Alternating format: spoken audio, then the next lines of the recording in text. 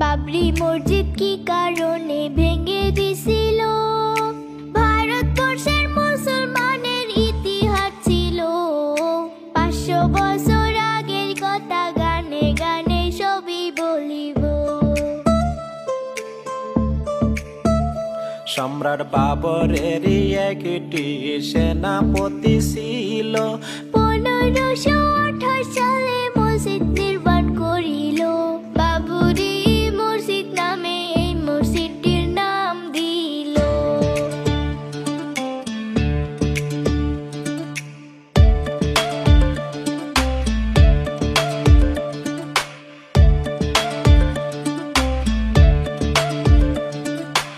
অনেক বছর ভালোই ভালোই কাটিয়া গেল, হঠাৎ করাইয়ে কি হইয়া গেল। হিন্দু ভাইরা দাবি করে এইখানেতে রাম মন্দির ছিল।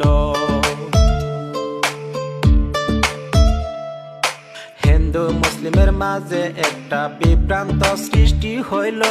6 ডিসেম্বর 1992 সাল ছিল।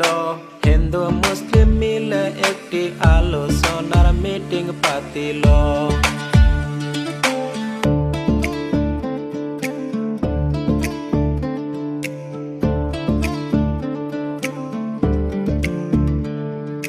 রাম মন্দির ভেঙে দিয়া মসজিদ বানাইছে, হে বলিয়া হিন্দু বাইরা দাবি করতাছি।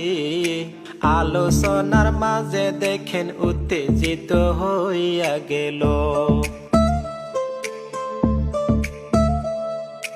কয়েক ঘন্টার মাঝে মসজিদ ভেঙে চুরমার করিল। এইভাবেতে বাবরি মসজিদ শেষ হইয়া গেল।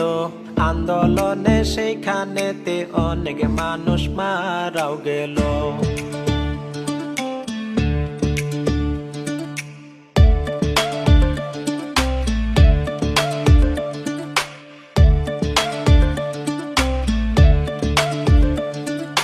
মসজিদের মাটি নিয়ে কেস চলতেছিল।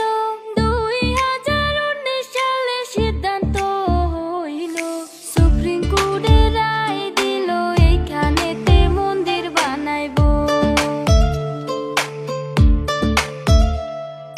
মুসলমানকে 5 একর মাটি দিবে, এইভাবেতে আদালতে রায় দিছে।